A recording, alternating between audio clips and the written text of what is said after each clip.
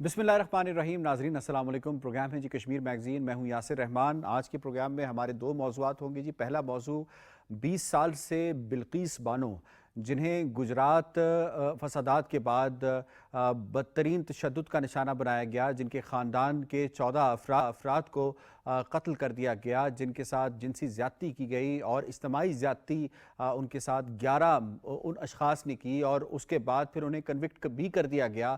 لیکن 15 اگست 2022 کو وہ اشخاص باہر آ گئے اور ان کا استقبال اس طرح کیا گیا کہ شاید وہ بہت بڑی جنگ جیت کر آ گئے ہیں. دوسرا ہمارا جو پروگرام کا موضوع ہوگا وہ ہندوستان کے جہاں دوسرے شعبے بہت زیادہ متاثر ہیں، جس میں معیشت ہے، جس میں انسانی حقوق کی بدترین پامالیاں ہو رہی ہیں، وہیں پہ ہم آپ کو بتائیں گے کہ ہندوستان کے کھیلوں کا، ان کی فیڈریشنز کا، ان کی جو تنظیمیں ہیں ان کا کیا احوال ہے. اور تقریباً تمام ہی تنظیمیں جو ہیں اس نہج پہ پہنچ چکی ہیں کہ ان کے اوپر بین الاقوامی جو ادارے ہیں وہ سیاسی مداخلت اور بے یقینی کی صورتحال کی وجہ سے ان کے اوپر اتنی بڑی مارکیٹ ہونے کے باوجود پابندی لگائیں گے. پروگرام کے پہلے موضوع کی جانب چلتے ہیں جناب. آپ کو ذرا ہیں کہ کس طرح ان 11 مجرموں کو باہر نکالا گیا، ان کا استقبال کیا گیا اور اس کے بارے میں 15 اگست کو نریندر مودی کیا کہتے ہیں. سنیے جی. ہمارے اندر ایک ایسی وکرتی آئی ہے، ہماری بول چال میں، ہماری ویوہار میں، ہمارے کچھ شبدوں میں ہم ناری کا اپمان کرتے ہیں. کیا ہم سوبھاؤ سے، سنسکار سے، روزمرہ کی زندگی میں ناری کو اپمانت کرنے والی ہر بات سے مکتی کا سنکلپ لے سکتے ہیں؟ جی، اس پہ بات کرنے کے لیے آج ہمیں اسٹوڈیوز میں جوائن کیا ہے جناب الطاف حسین وانی صاحب نے. آپ سینئر حریت رہنما ہیں اور اپنا ایک تھنک ٹینک رن کرتے ہیں. ایڈوکیٹ عتیق رسول صاحب نے ہمیں جوائن کیا ہے، قانونی ماہر ہیں جناب. بہت بہت شکریہ آپ دونوں مہمانوں کا، اپنے پروگرام میں ہمیں جو ہے وہ ٹائم دیا ہے. میں آپ سے سٹارٹ کر لیتا ہوں جناب. بلقیس بانو، اگر بلقیس بانو نہ ہوتی، نربھیا ہوتی، تو کیا اس کے جو مجرمان ہیں، پہلے تو کیا انہیں عمر قید کی سزا ہوتی اور دوسرا انہیں اس طرح چھوڑ دیا جاتا؟ بسم اللہ الرحمن الرحیم. سب سے پہلی بات تو یہ ہے کہ یہ کوئی نیا واقعہ ہندوستان میں نہیں ہوا. خاص کر جب سے یہ ہندوستان کی انتہا پسند حکومت برسر اقتدار آئی ہے، اس وقت سے جس قسم کی discrimination in law and practice مسلمانوں کے ساتھ اور دوسری اقلیتوں کے ساتھ ہو رہی ہے، اس کی نظیر دنیا میں نہیں ملتی ہے. جیسے آپ کا سوال ہے کہ اگر یہ نربھیا ہوتی اور بلقیس نہ ہوتی تو کیا ہوتا. ہم نے دیکھا نربھیا والے کیس میں پورے ہندوستان میں احتجاج ہوئے. ہندوستان کی فلم انڈسٹری سامنے آئی، ہندوستان کی سپورٹس انڈسٹری سامنے آئی، ساری ہندوستان کی جو لیگل فرٹرنیٹی وہ سامنے آئی. اور اس کے بعد ہندوستانی سرکار کو مجبور کیا گیا اس وقت کہ اس نے ایک کمیشن بنایا، جسٹس ورما کمیشن، جس نے یہ تجویز کیا کہ ان مجرموں کو جو اس میں شامل ہیں، نربھیا جو اس کا ایبڈکشن ہوا تھا اور اس کے ساتھ جنسی زیادتی ہوئی تھی، ان کو سزا دی جائے، ان کو قرار واقعی سزا دی جائے. اور فاسٹ ٹریک ایک جو انصاف فراہمی کا ایک مطالبہ کیا گیا اور اس کمیشن کی رپورٹ کو ان لیٹر اینڈ سپرٹ امپلیمنٹ کیا گیا. اور وہ رپورٹ جو تھی، اس رپورٹ کا مطلب یہ تھا کہ ہندوستان میں جتنے بھی ایسے واقعات ہوئے ہیں، جس کسی کے ساتھ بھی ہوئے ہیں، ان کو وہی سزا ملنی چاہیے جو سزا نربھیا کے جو اس کے قاتل تھے، جو اس کے ساتھ جنسی زیادتی کرنے والے، جو ان کو سزا کیا ملی تھی ویسے؟ ان کو سزائے موت دی تھی. پھر ابھی تک وہ اور ان کے اوپر جو الزام تھا وہ کیا ان کے الزام تھا. نربھیا ایک میڈیکل اسٹوڈنٹ تھی. شی واز ٹریولنگ ان اے بس. اس بس میں اس کنڈکٹر نے اور کچھ لوگوں نے، اس بس ڈرائیور نے ان کو ابڈکٹ کیا اور ان کے ساتھ جنسی زیادتی کی گئی اور قتل کیا گیا. اس سے پہلے ہندوستان، اس سے پہلے بھی ہندوستان کے اندر دلی واز نون ایز آلسو. میں آپ کو یہیں پہ روکوں گا. یہ ذرا خود بلقیس بانو کی زبانی سن، اس کے ساتھ کیا ہوا. મારી ગોદમાંથી લઈને પછી બંને જણે મને પકડીને લઈ ગયા. તો છતાં હું એવું બોલતી હતી કે તમે મારા ગામના છો, મને છોડી દો, મારો નથી, મારી છોકરીને બચાવો, મારા પરિવારવાળાને બચાવો. તો છતાં એ લોકોએ બચાવ્યા ના, મારવા લાગ્યા.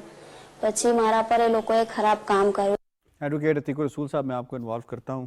کیا انصاف مذہب کی بنیاد پر ہوتا ہے؟ بسم اللہ الرحمن الرحیم. دیکھیں، انصاف کا تو کوئی مذہب نہیں ہے اور نہ انصاف مذہب کی بنیاد پر ہونا چاہیے. ڈسکریمنیشن البتہ کی جاتی ہے مذہب کی بنیاد پر، جو کہ انڈیا میں صرف آپ کو نظر آتی ہے. انصاف کے حوالے سے دیکھیں انڈیا کا اگر ہم ابھی تھوڑی دیر پہلے وانی صاحب نے ایک بات کی جی کہ نربھیا کے ساتھ یہ ہوا کہ اس کے ساتھ زیادتی کی گئی، ہم کنڈیم کرتے ہیں اس کو، جی اور اسی زیادتی کے بعد قتل کیا گیا. یہ خاتون حاملہ تھی، جی اس کی 2 سال کی بچی کو مارا گیا، جی جان سے مارا گیا، جی 14 جو رشتہ دار ہیں ان کو مارا گیا، اور اس کے بعد اس کے ساتھ اجتماعی زیادتی کی گئی. کیا یہ اس کیس سے مختلف ہے؟ انڈین پینل کوڈ دونوں کے لیے سیم ہے. اچھا، انڈیا کا تو جو پھر یہ فیصلہ قانون کیوں اس کا اس طرح آیا؟ ڈسکریمنیشن میں پہلے ذکر کر چکا ہوں کہ مذہب کی بنیاد پر جو ہے وہ نظر آئی ہے انڈیا میں، دکھائی گئی ہے. جو سیکشنز ہیں بیسیکلی وہ انڈین پینل کوڈ کی ہی اس ایف آئی آر میں درج کی گئیں کہ جو اس خاتون کے کیس میں تھا اور جو بلقیس کے کیس میں تھا. اس میں بھی اس کے ساتھ ریپ کیا گیا تھا، یہ تو پریگننٹ تھی، اس کے بچی کو قتل کیا گیا، 14 لوگ انہوں نے قتل کیے اور اجتماعی زیادتی کی گئی. اس کا جو کیس جس طرح سے چلایا گیا، اس میں سب سے پہلے تو ایف آئی آر درج کرتے ہوئے انہوں نے زیادتی کی، اس میں جو ریلیونٹ سیکشنز تھیں اور جو اس میں وقوع تھا پراپر، اس کو انہوں نے اس کے جو حقائق تھے وہ توڑ موڑ دیے. پھر اس کے اوپر جو انویسٹیگیشن ہوئی، اس انویسٹیگیشن کے دوران بھی جو ہے وہ ایویڈنس جو انہیں کلیکٹ کرنا چاہیے تھا انہوں نے وہ کلیکٹ نہیں کیا. پھر جو ٹرائل جس طرح سے چلانا چاہیے تھا اس میں بھی ان کی طرف سے جو ہے وہ پوری یوں سمجھ لیں کہ اسٹیٹ کی مشینری جو ہے وہ اس بلقیس خاتون کے خلاف جو ہے وہ کرتی رہی. اور کیا وجہ ہوئی کہ یہ کیس جو ہے پھر اسے ٹرانسفر کرنا پڑا؟ اگر یہ انصاف کا قانون یا انصاف کا جو نظام ہے اتنا ہی ٹرانسپیرنٹ ہوتا تو اسے گجرات سے مہاراشٹر کیوں ٹرانسفر کیا؟ دیکھیں رائٹ فرام دا بگننگ اس کیس کو کمزور کرنے کے لیے جو بھی ان کی اسٹیٹ کر سکتی تھی، پولیس کر سکتی تھی، انویسٹیگیشن کرنے والے ادارے کر سکتے تھے، وہ سب کچھ انہوں نے کیا. ڈاکٹر سب کچھ دیکھیں، میڈیکل اس میں موسٹ امپورٹنٹ چیز ہے، اس کا جو میڈیکل لیگل سرٹیفکیٹ ہے اس کے اوپر آپ کی جو چیزیں لکھی گئی ہیں ظاہر ہے کورٹ میں ایویڈنس کے طور پہ وہی کچھ پیش ہونا ہے، اور جو انویسٹیگیشن آفیسر نے انویسٹیگیشن کیا ہے وہی ایویڈنس کے طور پہ آپ کا کورٹ میں آنا ہے. جب ٹرائل چلے گا اسی جو انویسٹیگیشن ہو چکی ہے، جو اس کا میڈیکل ہو چکا ہے، اسی کی بنیاد پہ ایویڈنس کلیکٹ کیا جانا ہے. آپ کہہ رہے ہیں پورا نظام ایک خاتون کے اگینسٹ ہو گیا کہ کسی طریقے سے کلپریٹ چھوٹ جائیں. اس پہ مزید بات کرنے کے لیے ایک خاتون وکیل جو ہیں ان سے بات، جناب اس وقت ہمیں سندس ملک صاحبہ نے جوائن کیا ہے، بڑی ووکل آواز ہیں جناب when it comes to human rights. جی سندس بہت بہت شکریہ آپ نے ہمیں جوائن کیا. بلقیس بانو کیس، اس سارے کیس کو اگر آپ دیکھیں، اس پورے قضیے کو اگر سامنے دیکھیں تو بلقیس بانو کو سوال یہاں ہی پیدا ہوتا ہے کیا واقعی انصاف ملا؟ جی السلام علیکم. سب سے پہلے تو thank you for having me. دیکھیں جی بات یہ ہے کہ جہاں تک ایک مسلمان کنسرنڈ ہے ہندوستان میں، چاہے وہ بلقیس بانو ہو یا موب لنچنگ وکٹمز ہوں، انصاف تو کبھی بھی نہیں ملتا. امید یہ تھی کہ خود ہی انڈین جو جوڈیشل سسٹم ہے اس نے جب نربھیا کیس میں ایک پریسیڈنس قائم کر دیا، جسٹس ورما کمیٹی نے ایک پریسیڈنس قائم کر دیا کہ ایک اس طرح کے بدکار قسم کے کام کے اوپر کوئی چھوٹ نہیں ہے، تو امید تھی، شاید بلقیس بانو کو بھی یہ امید تھی، جیسا کہ انہوں نے اپنی سٹیٹمنٹ میں کہا کہ مجھے امید تھی اپنے اعلیٰ عدلیہ سے، لیکن انفارچونیٹلی وہ یہ شاید بھول گئی تھیں کہ وہ ہندوستان میں رہنے والی ایک مسلمان ہیں اور ان کے لیے قانون بگیٹڈ ہو سکتا ہے، اسٹریٹ فارورڈ نہیں ہو سکتا. تو آئی تھنک انصاف کو تو دور دور تک ہم بھول جائیں کہ ان کو انصاف ملا، انصاف نہیں ملا. She has been dragged through the justice. اگر اب دوسرے حصے کی جانب جائیں کہ اس کو، یعنی اسی پروگرام میں ہم اب بات کر رہے ہیں بلقیس بانو کے حوالے سے، یہ فرمائیے گا جو خط جس کو بنیاد بنا کر ریمیشن پالیسی اپنائی گئی اور ان لوگوں کو چھوڑا گیا، اس خط کے دوسرے حصے کے اندر، یہ خط بھی ہم آپ کو دکھا رہے ہیں آپ کی سکرین کے اوپر، یہ آویزاں ہیں اس وقت، خط جو ہے کہ دوسرے حصے میں لکھا گیا ہے کہ جو ریپسٹ ہیں، جو اس طرح کے ریپ میں ملوث ہیں، وہ اس ریمیشن پالیسی کا فائدہ نہیں اٹھا سکتے. پھر کیا وجہ تھی کہ سپریم کورٹ آف انڈیا کو یہ کہنا پڑا کہ گجرات کی جو حکومت ہے وہ یہ ڈیسائیڈ کرے گی؟ کس حد تک مودی اکمپلس ہے سارے پروسیس میں؟ سر مودی اکمپلس نہیں ہے، مودی صاحب سرغنہ ہیں ان سارے کاموں کے. دیکھیں جب آپ نے یہ بات کہی کہ یو مینشن اٹ رائٹلی کہ یہ جو انہوں نے آزادی کے مہوتسو دیوس پہ جو پالیسی نکالی تھی اس میں یہ مینشنڈ ہے، کلیئرلی مینشنڈ ہے کہ ریپ اور مرڈر یا کسی بھی قسم کے ہینس کرائم والے جو پرپیٹریٹرز ہیں ان کے لیے یہ پالیسی ان پہ اپلائی نہیں ہوتی. ریفر گجرات کو کیا گیا، لیکن under CRPC section 435 of Indian جو آپ کا کرمنل پروسیجر کوڈ ہے اس میں یہ ہے کہ any demand for remission will be referred to the union. اب وہ یونین کو ریفر کیا گیا نہیں کیا گیا یہ تو کسی کو، مجھے لگتا ہے کہ وہ سمجھتے بھی نہیں کہ کسی کو بتانے کی بھی ضرورت ہے یا نہیں. बिल्कुल ठीक है, बहुत बहुत शुक्रिया सुंदर साहब ने हमें वक्त दिया है। मैं आपको यहाँ पे इन्वॉल्व कर लेता हूँ। क्या सारे मुजरिम गुजरात के अंदर छूट गए? देखें, इसमें जिस तरह मैडम जो रेफ़र कर रही थी कि सेंट्रल बोर्ड ऑफ इन्वेस्टिगेशन जो है उसने बेसिकली इसकी इन्वेस्टिगेशन जब लेटर ऑन की, और अब जो इस पॉलिसी का 1992 की पॉलिसी का जिक्र कर रहे हैं वो भी कहीं मौजूद नहीं है। उसका जिक्र तो ये कर रहे हैं लेकिन प्रैक्टिकली आप फिजिकली उसको तलाश करेंगे सामने नहीं आ मीडिया में भी नहीं रही। एक तो ये चीज़ है, और दूसरी बात देखें ना, मुजरिम वो जिसका जो सरगुना है, छोटा जुर्म है क्या उसको भी इन्होंने रिलीज किया? देखिए ना, रिमिशन पॉलिसी को वो तो जिस तरह से जो कुछ वो कर रहे हैं उनके मुताबिक तो मुसलमानों के खिलाफ अगर ये किया जाए तो ये जुर्म ही नहीं है। उनको तो मिठाइयाँ खिला रहे हैं ये, इसका मतलब ये कि ये कोई बहुत अच्छा काम करके आए, उसको जुर्म कंसिडर ही नहीं कर रहे। एक्चुअली अगर उनके आप कमेटी बनाई गई थी वो सिर्फ इन 11 लोगों के लिए बनाई गई थी, इनको फैसिलिटेट करने बनाई। बिल्कुल यही देखें, यही कुछ नजर आ रहा है हमें मोदी की सरबराही में जो कुछ वो कर रहे हैं। ये बेसिकली दिखाना क्या चाह रहे हैं, ये दिखा रहे हैं कि आप मुस्लिम्स के खिलाफ जो कुछ मर्जी है करते हैं, जो जी में आए आप करें, ना आपको कानून पूछेगा, ना आपको आइन पूछेगा, ना कोई आपको सुप्रीम कोर्ट पूछेगी, आप आज़ाद हैं। गॉट योर पॉइंट जी। यहाँ पे हम जरा बताते हैं कि जी अब वो रिलीज तो हो चुके हैं, रिलीज होने के बाद उसकी फैमिली अहवाल होगा। उसका जो हामद है याकूब, वो खुद अपनी जुबानी बयान कर रहा है, सुनिए आप। आज ये लोग छूट के आए हैं, तो पहले भी तो ये लोग बाहर छूट के पैदल पे आते थे, तब भी डर था, थोड़ा था, लेकिन अब बढ़ गया है। दिसंबर 2022 गुजरात में इलेक्शंस हो रहे हैं, उसकी तैयारी हो रही है जी इनको छोड़ के, बल्कि कहते हैं इनमें से किसी को शायद कोई टिकट भी मिल जाएगी। देखिए ये कोई नया वाक़ा नहीं होगा अगर इनमें से किसी को टिकट मिल जाए। इस वक्त अगर आप हिंदुस्तान में देखें ओवरऑल बीजेपी के जो लोग हैं, most of them are criminals, और ऐसे वैसे क्रिमिनल्स नहीं जो छोटे किसी मुकदमे में किसी ऐसे क्राइम में मुलवस हो। मोस्ट ऑफ देम हैव जिनके खिलाफ रेप के केस, मर्डर के केसेस हैं।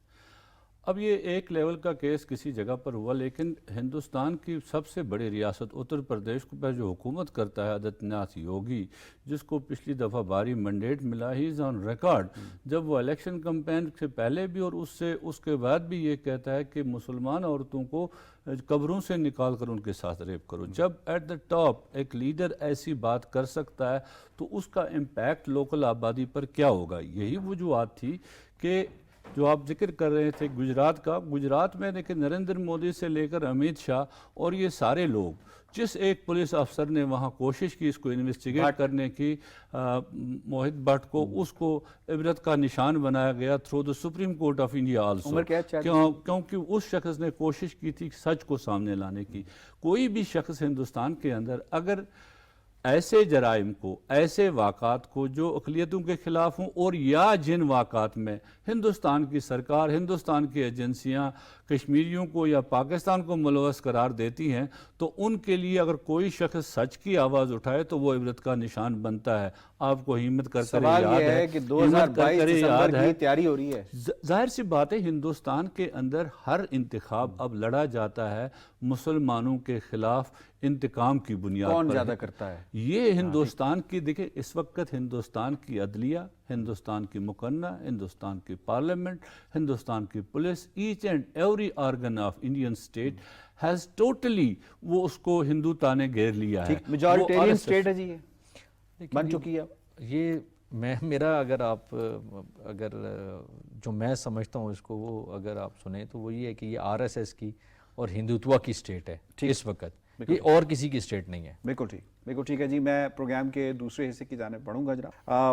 हिंदुस्तान के अंदर जिस तरह से बाकी जो शोबे हैं वो इन्हितात का शिकार हैं इस वक्त, जो है वो आप कह सकते हैं सवियर तरीके से उन तमाम शोबों के अंदर जो है डिटीरिएशन जारी है। इस वक्त हाईएस्ट अनएम्प्लॉयमेंट रेट है, हाईएस्ट इस वक्त इन्फ्लेशन रेट है हिंदुस्तान के अंदर। और इसके साथ साथ देखें तो हिंदुस्तान की कई रियासतें वो अलहदगी की बात कर रही हैं, जिसमें पंजाब की बात अगर हम कर लें, इसके अलावा दूसरी जो रियासतें उसके हवाले से बात कर लें। सिर्फ यही नहीं है, जो हिंदुस्तान में जो खेल है, जिसे कहते हैं खेल हमेशा सियासत से पाक होना चाहिए। खेल के अंदर जो कुछ मामलात हैं वो क्या हो रहे हैं, सिर्फ ये फीफा तक महदूद नहीं है, सिर्फ ये जो ऑल इंडिया फुटबॉल फेडरेशन है उस तक महदूद नहीं है। पहले ज़रा ये शॉर्ट सुनिए, उसके बाद हम वापस आते हैं, फिर इस पर बात भी करते हैं। किसी ने नहीं सोचा था कि फीफा हमें सस्पेंड कर देगा, हमें बैन कर देगा, लेकिन कर दिया ना। इंडियन ओलंपिक एसोसिएशन को वार्निंग मिल चुकी है कि आपको भी सस्पेंड कर दिया जाएगा इंटरनेशनल ओलंपिक कमेटी से, आईओसी से सस्पेंड कर दिया जाएगा। इंटरनेशनल हॉकी फेडरेशन ने यह साफ साफ लिख के बोल दिया है कि उन्होंने जो हॉकी इंडिया की एग्जीक्यूटिव बोर्ड है जो देखी है, जो नाम देखे हैं, वो खुद वायलेशन ऑफ हमारा ही नेशनल स्पोर्ट्स कोड है। तो सोच लीजिए 2023 वर्ल्ड कप है जो कि इंडिया में शेड्यूल्ड है। हाय रे, हाय रे। जनाब, ये इंडियन मीडिया इसके ऊपर आव बुका कर रहा है। ये तो सारे खेल ही इस तरह हो रहे हैं जनाब, हर चीज़ पोलिटिसाइज हो गई है। ये क्यों हो गया सर? मैं आपको कह रहा था कि इंडियन स्टेट को टेक ओवर किया है पूरी तरह से हिंदुत्व आइडियोलॉजी ने। Now that politics is also in the field of games. अब आप देखें जो इंडियन ओलंपिक फेडरेशन है या हिंदुस्तान की जो फुटबॉल फेडरेशन है, वहाँ पर भी ऐसी तैनातियाँ, ऐसी चीज़ें, ऐसे सारे सिलसिले हो गए जो उस सारी चीज़ को मानते नहीं। एक कांग्रेस का एमएलए या एमएनए जो था, जो पहले से उसकी एसोसिएशन कांग्रेस के साथ थी, he was the chairman of that board, president था, उसकी ऊपर से उन्होंने कार्रवाइयाँ करनी शुरू, उसको पूछे बगैर, and he wrote to the FIFA कि यार I am the executive authority, मेरे बगैर ये सारा कुछ हो रहा है। यहाँ ये आपने बड़ा ज़बरदस्त पॉइंट रेज किया इसके ऊपर, जो आपने उस की बात प्रफुल्ल पटेल के हवाले से बात की है कि उसके ऊपर सारा का सारा मलबा अब गिराया जा रहा है। क्यों? क्योंकि वो बीजेपी और आरएसएस का नहीं। कितने भी आप बड़े हों, कितने इस वक्त हिंदुस्तान का जो सबसे बड़ा बोर्ड है वो क्रिकेट का बोर्ड है, सबसे माली तौर पर मुस्तहकम बोर्ड है, अभी तक लोग उसको ले रहे हैं। लेकिन आप देखें पिछले कई सालों से किस तरह से वो पॉलिटिक्स को इन्वॉल्व कर रही है हिंदुस्तान की हुकूमत। हिंदुस्तान और पाकिस्तान की टेस्ट सीरीज़ नहीं हो रही है, कोई सीरीज़ें नहीं हो रही हैं, उसकी बुनियादी वजह है हिंदुस्तान की सरकार। अभी चूंकि वो माली तौर पर मुस्तहकम बोर्ड है, अभी शायद बाकी बोर्ड्स उसको उसी हिसाब से ले रहे हैं, लेकिन टाइम इज कमिंग। लोग तो सोच रहे हैं कि यार कब से, क्योंकि खेल के अंदर सियासत नहीं होनी चाहिए। बिल्कुल सही, बड़ा इंपॉर्टेंट पॉइंट है। मुजाहिदुल्लाह खान तरीन साहब, वेलकम करते हैं आपको कश्मीर मैगजीन में। फरमाइएगा, हिंदुस्तान के अगर इस बोर्ड के हवाले से हम बात कर लें, बाकी बोर्ड्स के हवाले से बात करें, सारा का सारा मलबा जो है वो प्रफुल्ल पटेल के ऊपर डाला जा रहा है। अगर ये शख्स, इसका ताल्लुक बीजेपी और आरएसएस से होता तो क्या ये सारा मलबा इस पे गिराया जाता? और जो बाकी तंजीमों का बुरा हाल है उसमें भी इसी का कसूर है या हुकूमत का कसूर है? Your take sir. ये मैं जरूर कहूंगा कि प्रेसिडेंट पाटिल जो है, ऑल इंडिया फुटबॉल फेडरेशन के जो प्रेसिडेंट है, he was doing fine job. वो उनका प्रोफेशनल लीग भी होती है, डोमेस्टिक भी बड़ा अच्छा है। उन्होंने FIFA World Cup under 17 women का भी अभी अक्टूबर में कराना था, but some of the other जो इनका एंटी ग्रुप है, उन्होंने गवर्नमेंट को इन्वॉल्व करके या बीजेपी गवर्नमेंट को इन्वॉल्व करके ये इनको सारों को बलडोज कर दिया और लंबी चौड़ी इनकी जंग चल पड़ी है। It went up to the supreme court, और फिर सुप्रीम कोर्ट की इंटरफेरेंस से अभी सुप्रीम कोर्ट ने भी उसके ऊपर एक 3 मेंबर्स कमेटी बनाई थी, जिसका हेड इंसिडेंटली एक मुसलमान ही है, और उसके साथ एक गंगोली जो उनका क्रिकेट का टीम का कैप्टन था, वो भी उस कमेटी में है। और वो कमेटी बना के, इसी कमेटी के थ्रू ये गवर्नमेंट की जो पार्टी है, बीजेपी की जो पार्टी है, वो इंडिया फेडरेशन को वो बुलडोज करना चाह रहे थे, उनके सारे एक्टिविटी को, उनको डिसीजन को। बिल्कुल ठीक है। मुजाहिदुल्लाह खान तरीन साहब, ये फरमाई गई, तो हम फुटबॉल के हवाले से स्पेसिफिकली बात कर रहे हैं, बात तो हॉकी की भी हो रही है, बात तो ओलंपिक्स की भी हो रही है, बात तो क्रिकेट के अंदर जो है वो किसके साथ खेलना है, किसके साथ नहीं खेलना, ये फैसला आरएसएस हेडक्वार्टर्स में हो रहा है। आप किस तरह देखते हैं हिंदुस्तान के अंदर जो खेलों में इन्हितात आया है, उसमें किस हद तक आरएसएस और बीजेपी के माइंडसेट, हिंदुत्व आइडियोलॉजी कार फरमाए? इसमें तो कोई शक नहीं है, बीजेपी का माइंड सेट जो है हिंदुत्व वाला, वो उससे तो चीजें हर फील्ड सफर होता है ना। देखें, जहाँ पर ह्यूमन राइट्स की वायलेशन होगी, जहाँ पर वो जो पॉलिसी मैटर्स है उनमें इंटरफेरेंस एक पॉलिटिकल पार्टी की होगी, तो वो तो दूसरे लोग, वो सिर्फ एक बीजेपी तो नहीं ना पाकते इंडिया में, और भी पार्टीज हैं, कांग्रेस है, बाकी भी है, तो वो फिर वो उस लिहाज से उनको बहुत बड़ा एक डायरेक्टली वो इफेक्ट होते हैं, उनकी परफॉर्मेंस इफेक्ट होती है, और ये इनकी जो ये चीजें जो है वो उससे स्पोर्ट्स भी इफेक्ट होता है। अभी ये ऑल इंडिया फुटबॉल फेडरेशन की मिसाल सबसे ग्लेरिंग मिसाल है। और अगर आप देखें तो डिस्पाइट द फैक्ट के उनकी एक्टिविटी या जो भी कह लें, लेकिन ये जो unnecessary interference from the government है, उस पर वो चीजें बड़ी इनकी इफेक्ट हो रही हैं, और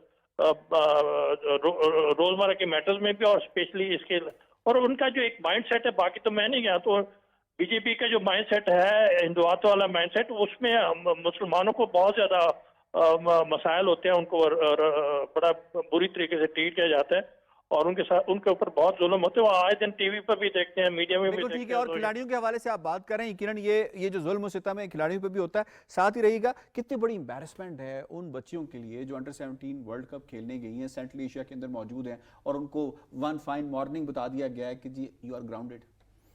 जी भाई, ये बहुत अफसोसनाक बात है। देखिए, आपके नौजवान किसी के मुल्क के भी हैं, वो आपके एम्बेसडर्स होते हैं, किसी जगह जाते हैं, आपके मुल्क का नाम रोशन करते हैं वहाँ पर, जिस तरह खेल में हिस्सा लेकर एज एम्बेसडर्स आपके हैं। लेकिन जब आप उनको एम्बेरसमेंट वहाँ पर होगी तो ये तो हिंदुस्तान पूरी की एम्बेरसमेंट है। अब हिंदुस्तान की पब्लिक को इस बारे में सोचना चाहिए, हिंदुस्तान के पढ़े लिखे तबके को जो दिन रात सुबह शाम बीट ड्रम करता है बीजेपी की और मोदी की तारीफ में, उन्हें ये सोचना चाहिए कि मोदी ने हिंदुस्तान को कहाँ पहुँचाया है, मोदी ने हिंदुस्तान की इंटरनेशनल रैंकिंग कहाँ पहुँचाई है, किस तरह से हिंदुस्तान इंटरनेशनली सिविल सोसाइटी में और दूसरी जगहों पर तना होता जा रहा है। ये कोई छोटा वाक़ा नहीं है कि हिंदुस्तान एक बहुत बड़ा मुल्क है, हिंदुस्तान की आबादी बहुत बड़ी है, हिंदुस्तान का साइज़ के हिसाब से भी देखें तो एक बहुत बड़ा है। तो उनकी टीम को वहाँ से वापस आना, ये इट सेल्फ स्पीक्स वॉल्यूम्स कि दुनिया ये देखती है यार हाउ ये खेल तो खेल है, इसके अंदर क्यों ये सियासी इंटरफेरेंस है। एक इलेक्टेड प्रेसिडेंट है, उस इलेक्टेड प्रेसिडेंट को ओवरटेक करके आप दूसरी तरह से काम करते हैं तो ये काम नहीं चलेगा। तो मेरे ख्याल में इसमें सबक जो है वो हिंदुस्तान की आवाम के लिए है, हिंदुस्तान के पढ़े लिखे तबके के लिए है। They have to counter this mindset of BJP and RSS, the way उन्होंने पोलराइजेशन किए हिंदुस्तान के अंदर, जिस तरह से वो सपोर्ट्स को या कोई भी चीज़ हो उसको अपने इंतखाबी अमल के लिए इस्तेमाल करते हैं ताकि किसी न किसी तरह। मैं मुजाहिदुल्ला खान तरीन साहब आपको इन्वॉल्व करूंगा। हिंदुस्तान हम देखते हैं क्रिकेट के अंदर भी वो कोशिश करता है कि बिग थ्री बना के कि पाकिस्तान को जो है वो बाहर निकाल दिया जाए, पाकिस्तान के हालात जो है मजीद संगीन कर दिए जाएं, कमर्शियली पाकिस्तान को फ़ायदा ना हो, क्योंकि इंडिया पाकिस्तान का जब मैच होता है तो एक बहुत बड़ा कमर्शियल इवेंट भी होता है, यकीनन दोनों ममालिक को इससे इकोनॉमिकली भी फ़ायदा होता है। अगर कबड्डी का मैच हो तो कबड्डी के मैच के अंदर भी वो रखने डालने की कोशिश करते हैं, इस तरह बाकी जो मैचेस होते हैं। क्या ही बेहतर होता कि हिंदुस्तान की ये हुकूमत अपने जो मामलात हैं खेलों के हवाले से उन पे ज्यादा तवज्जो देती बजाय इसके कि पड़ोसियों के लिए मुश्किलात पैदा करे। ये आपने बिल्कुल सही कहा। हमें तो बीइंग नेबर्स हमारे ताल्लुकात इस लिहाज से, बाकी तो मैं नहीं कह सकता हूँ, लेकिन कम से कम स्पोर्ट्स में तो हमारे अच्छे होने चाहिए। We should be able to look after each other. लेकिन आरएसएस की वजह से, बीजेपी गवर्नमेंट की वजह से ये बड़ा यूनिलेटरी उन्होंने डिसीजन किया और कई दफा सीरीज डिसाइड करके क्रिकेट की उन्होंने फिर सीरीज खत्म कर दी just to give setback to Pakistan. और पाकिस्तान और इसी तरह अभी देखें ना, बहुत सारे और भी कई, आपने मुझे भी पता है, आपको भी पता है, कई दफा पाकिस्तान की टीमें, स्पोर्ट्स टीम जो विजिट करना चाहती थी इंडिया में, उन टीमों को उन्होंने टाइम पर वीजा नहीं दिया, और अगर वीजा दिया है तो कुछ प्लेयर को दिया, कुछ को नहीं दिया। तो इस तरह से हथकंडे वो करके वो डायरेक्टली पाकिस्तान के स्पोर्ट को क्या कहते हैं डैमेज करना चाहते हैं, विच इज टोटली अनफेयर। और इसके पीछे मैं कहूँगा सिर्फ और सिर्फ वो जो आरएसएस या बीजेपी पार्टी या इंडवाटर वाला माइंडसेट है वो काम करता है, जिसकी वजह से हमारा ना सिर्फ स्पोर्ट्स बाकी भी मामलात में हमारे ताल्लुकात दिन ब दिन खराब होते जा रहे हैं। And it is basically mainly because of Indian attitude. बिल्कुल ठीक है। मुजाहिदुल्ला खान तरीन साहब, एडवोकेट अतीकुर रसूल साहब और वानी साहब, तीनों मेहमानों का बहुत बहुत शुक्रिया। डिटेल के सामने डिस्कशन की। ये ज़्यादा बेहतर होता कि हिंदुस्तान अपने मामलात को देखता और इस खास तौर पे जो इंटरनेशनल छवि या इंटरनेशनल जो पर्सपेक्टिव या इंटरनेशनल जो तस्वीर गई है हिंदुस्तान की, यकीनन वो हकीकत पूरी दुनिया के सामने आवेज़ा होगी। जो हिंदुस्तान बात कर रहा है कि मुझे यूनाइटेड नेशन की सिक्योरिटी काउंसिल का परमानेंट मेंबर बना दिया जाए, यहाँ एक बहुत बड़ा सवालिया निशान उभरता है। हिंदुस्तान के तमाम सेक्टर्स में इस तरह की परफॉर्मेंस जो है सवालिया निशान उभारती है कि उसके इंटरनल जो कंट्रोल्स हैं, इंटरनल जो इश्यूज़ हैं वो बहुत ज़्यादा हैं। प्रोग्राम कश्मीर मैगजीन से इतना ही। यासिर रहमान को दीजिए इजाज़त। अल्लाह ने के बाद।